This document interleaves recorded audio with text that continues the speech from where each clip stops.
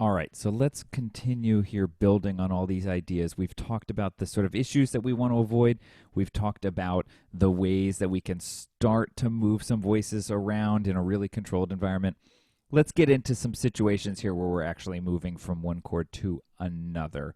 That's really what we want to do today. So let's make it happen.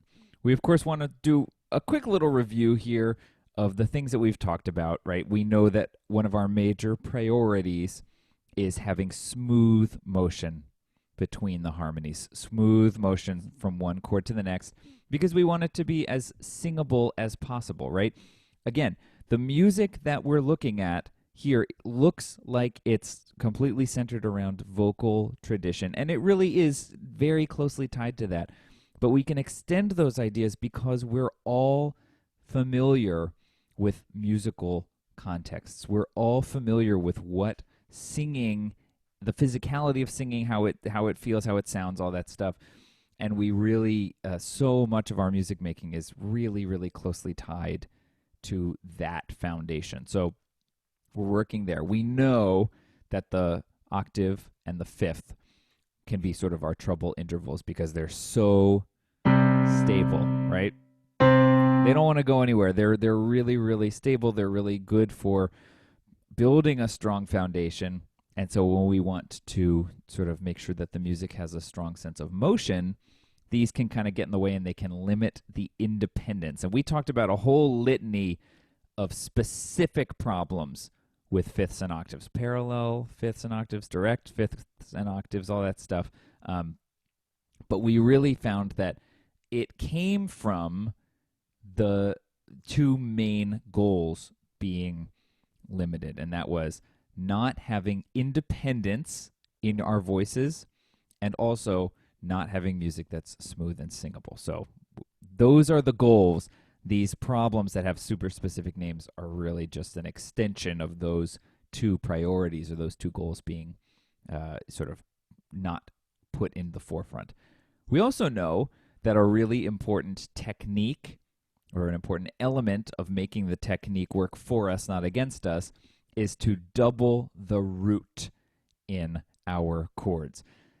There are, of course, as you can already imagine, many instances where doubling the root just doesn't quite work. And so there are sort of other options for us. But for now, we really want to work on trusting the technique.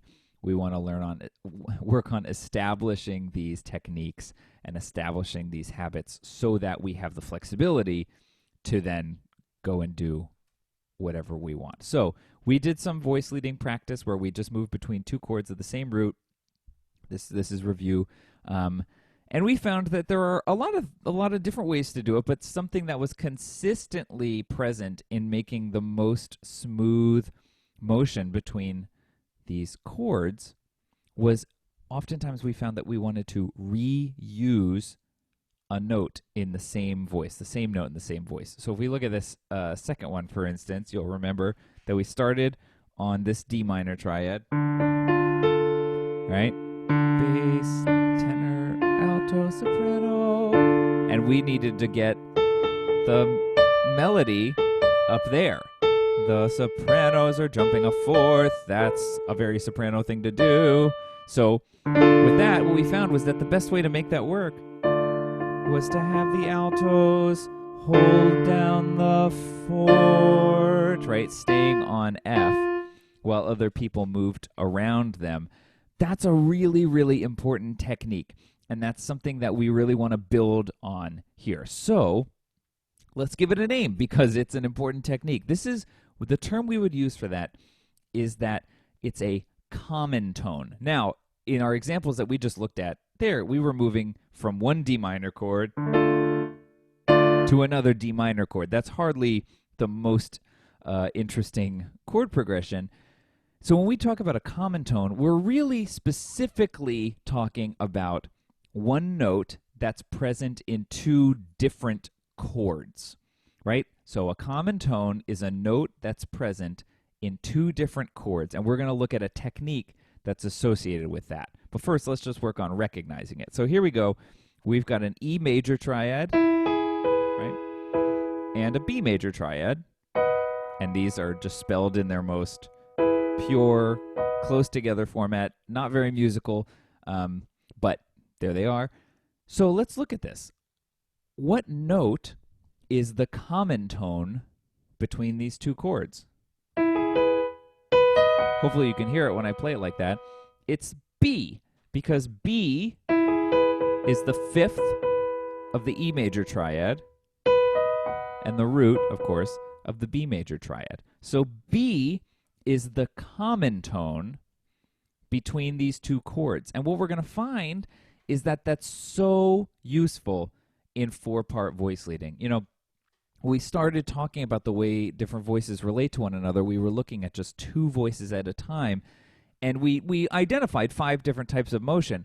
But as with all things, there's so much more flexibility and so much more freedom when you're using a limited amount of stuff, because you can do, with 2 voices, there's so many fewer problems that they can get into. Just think about if it's a small room, but you got 2 people sharing it, whether it's an office or a bedroom or whatever. 2 people in a room, even if it's not that big, you can make it work. But you start to cram more people in there, that's where you start to, little tiny issues can become kind of explosive. And so when we have 4 voices, it's really critical to have a note or a voice that is keeping things kind of stable. And so this common tone is a real anchor in the technique here. So if we look at this in 4 parts, we've got a C major chord here, going to a G major chord. And let's look. The basses, they're jumping a 5th. That's kind of exciting. We like that.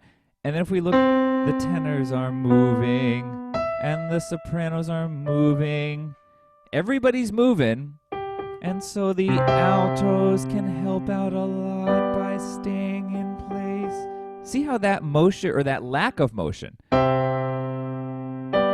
in the alto voice, it lets the rest of the moving parts feel like they're so tied together and they're really orbiting around that stable common tone there. So that's really something that really stands out. And what I want to really point out here is this idea of the technique of the common tone is much more than on the left here. You see, I'm just sort of pointing out that B is common between these 2 chords. There is a B present in an E major triad and a B major triad. The technique of the common tone is not only noticing that there's G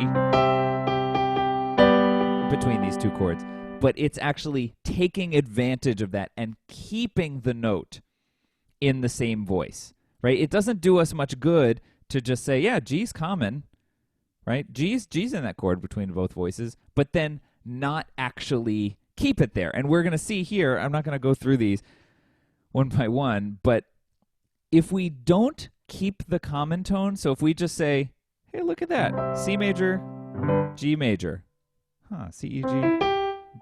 Oh, there's a G in both of those chords. Great.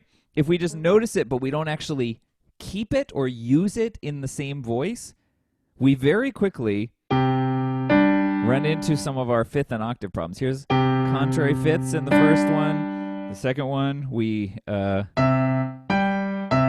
direct octave. And then the last one here also has some parallel 5ths between the alto and tenor voices. Right, so noticing that a common tone is there is not the same as taking the common tone or using this technique. So that's a really important distinction. Make sure that you not only notice that there is a tone that's common, but you embrace and use the common tone technique. All right, so let's extend this here. Let's talk about chords that are a 4th or a 5th away from one another by their root motion. So if the roots jumped around, they would be jumping by a 4th or a 5th. Why do you think, first of all, why do we sort of group 4ths and 5ths together? What do we know about the interval of a 4th and the interval of a 5th? Well, if we think back to when we talked about intervals, we know that if we invert them, here's a 5th up. Now if I invert that, so I went G, C, C, G, G, C, that they invert to one another, right? A fifth upwards inverts to a fourth upwards, right? So if I go from C, if I go up a fifth, I get G, C, G. And if I go from C down a fourth, I get G. So if we talk about motion that's a fourth away, we're inherently also talking about motion that's a fifth away. Because I can go a fifth up and get to a G chord, or I can go a fourth down and get to a G chord. So since they invert to one another, they're going to have the same characteristics. And we're going to see that all root position motion of a fourth or a fifth has some elements in common. So let's look here. We're starting on G. We went G to C. So G to C is motion of a fourth. And how many common tones do we have? Well, there's one. G. G is common if I go from a G chord to a C chord. What about if I go a G chord to a D chord? So G to D is a fourth downwards here, but it would also be a fifth upwards, right? So fourth and fifth are equivalent, basically. How many common tones do I get here from G to D? I also get one. There's D present in both of these chords. So what that tells us, we can sort of see them as they would orient themselves in the key of G, is that all chords that are a fourth apart or a fifth apart, because it's the same, all chords that are a fourth apart have one common tone between them. That's so helpful because that means we can really start to build up a technique for how to move between these chords. So all chords that are a perfect fourth or a perfect fifth away from one another, have one common tone.